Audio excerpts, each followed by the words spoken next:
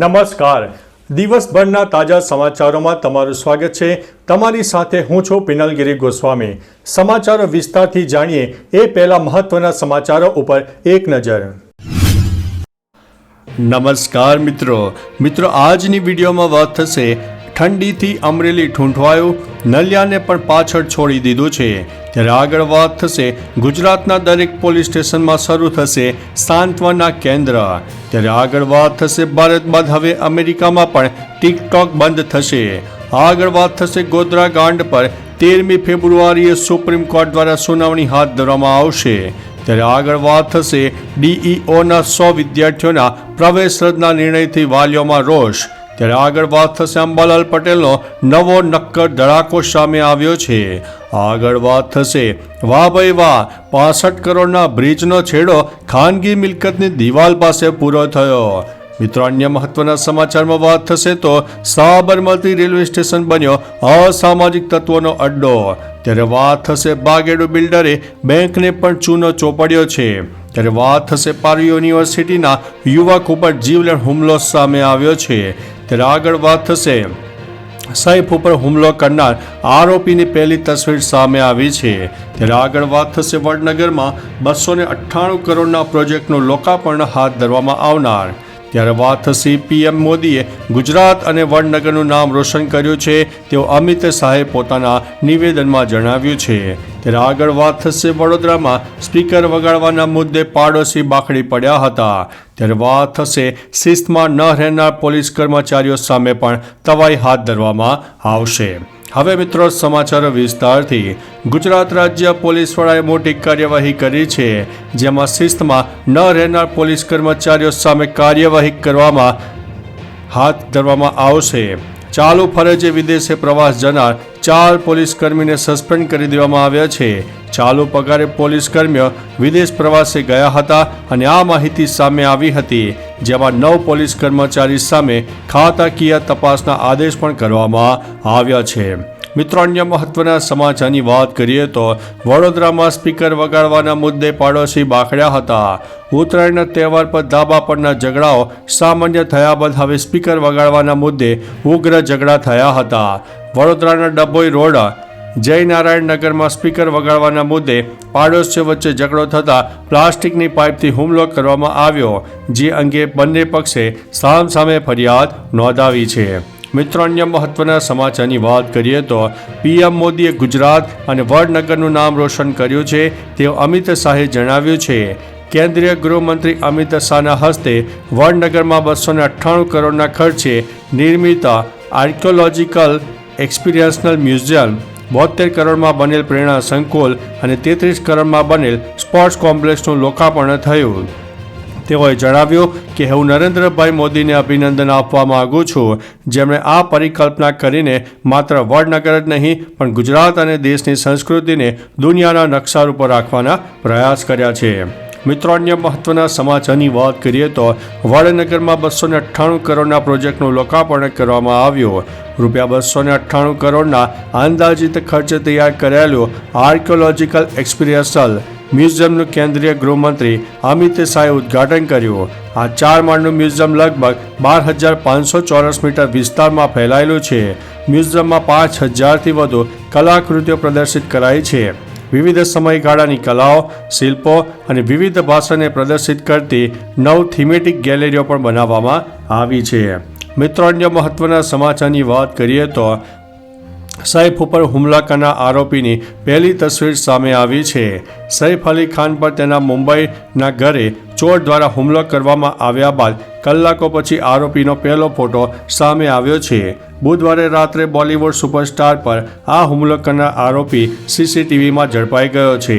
CCTV ફૂટેજમાં આરોપીનો ચહેરો સ્પષ્ટ દેખાય છે, જે દર્શાવે છે કે 16 જાન્યુઆરીના રોજ સવારે 2:33 બિલ્ડિંગની સીડી ઉપર તે હતો. મિત્રો, અન્ય મહત્વના સમાચારની વાત કરીએ તો પારૂલ યુનિવર્સિટીના યુવક ઉપર જીવલેણ હુમલો.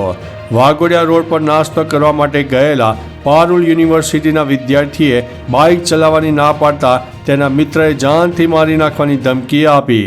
ત્યારબાદ ધક્કો મારતા નીચે પડી જવાને કારણે માથામાં ગંભીર ઇજાઓ પહોંચી, જેથી યુવકે કપુરાઈ પોલીસ સ્ટેશનમાં મિત્ર વિરુદ્ધ ફરિયાદ નોંધાવી છે.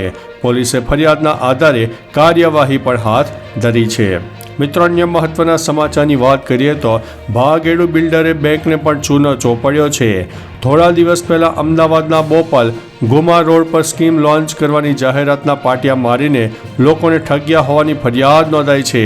લોકો પાસે દુકાન અને ફ્લેટના બુકિંગ અને એડવાન્સ પેટે બિલ્ડર જયદીપ કેતન કોટક અને હિરન અમલુલ્લા કારિયાએ 2.83 કરોડનું ફુલેકું ફેરવ્યું હોવાનું ફરિયાદ થઈ છે.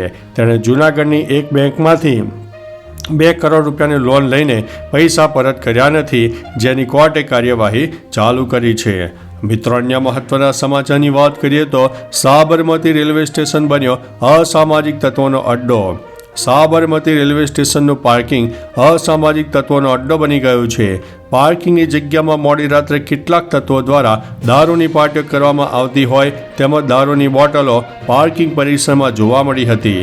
કોન્ટ્રાક્ટ પર આપવામાં આવેલા પાર્કિંગ પરિસરમાં જ્યાં મોટું એન્જિન પ્રદર્શન માટે મૂકવામાં આવેલું છે તેની આસપાસ દારૂની બોટલો મળી આવી છે. મિત્રો, અન્ય મહત્વના સમાચારની વાત કરીએ તો વાહ, 65 કરોડના બ્રિજનો છેડો ખાનગી મિલકતની દિવાલ પાસે પૂરો થયો. જી હા દોસ્તો, અમદાવાદ શહેરની વિકાસ સત્તા મંડળ અને રેલવે દ્વારા બનાવવામાં આવેલ રેલવે ઓવરબ્રિજ સામે એક અનોખી સમસ્યા પેદા થઈ છે. 65 કરોડથી વધુના ખર્ચે 6 વર્ષમાં બનેલો બ્રિજ અમદાવાદના ઉત્તર અને દક્ષિણ ભાગોને જોડે છે અને ગોરા ગુમા રેલવે યાર્ડમાંથી પસાર થાય છે.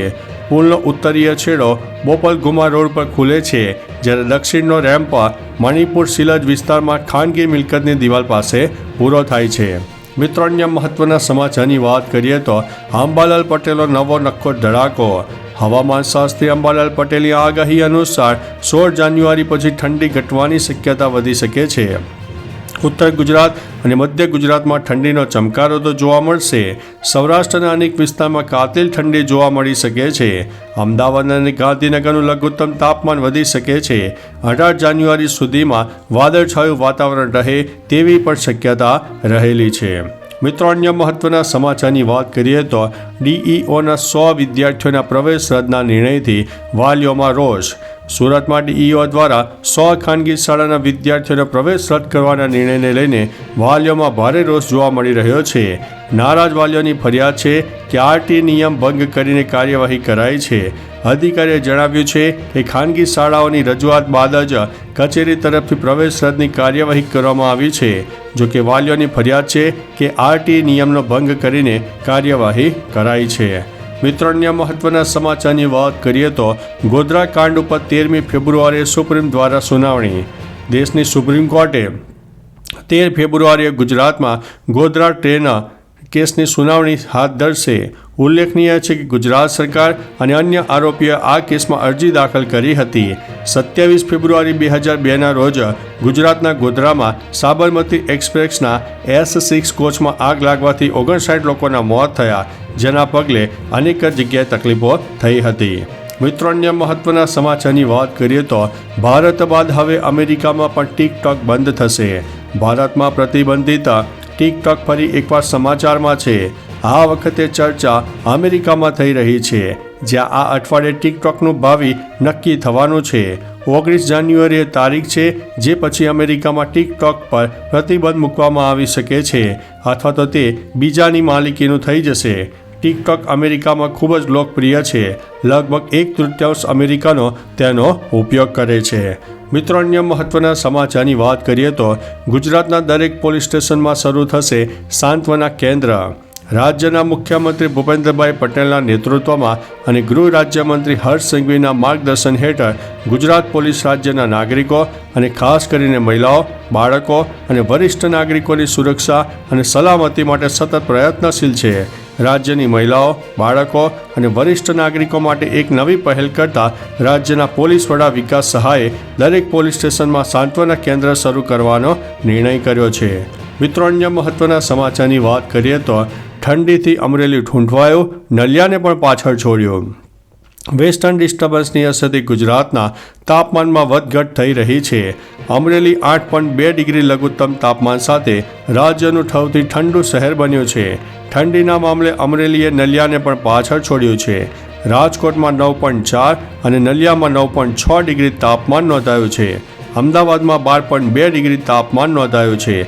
આગામી 4 દિવસ લઘુત્તમ તાપમાન યથાવત રહેશે, એટલે કે ઠંડીનું જોર યથાવત રહેશે. તો ચાલો મિત્રો, ફરીથી દેશ અને દુનિયાના સુપરફાસ્ટ સમાચાર લઈને મળતા રહીશું. ત્યાં સુધી અમને રજા આપશો. નમસ્તે.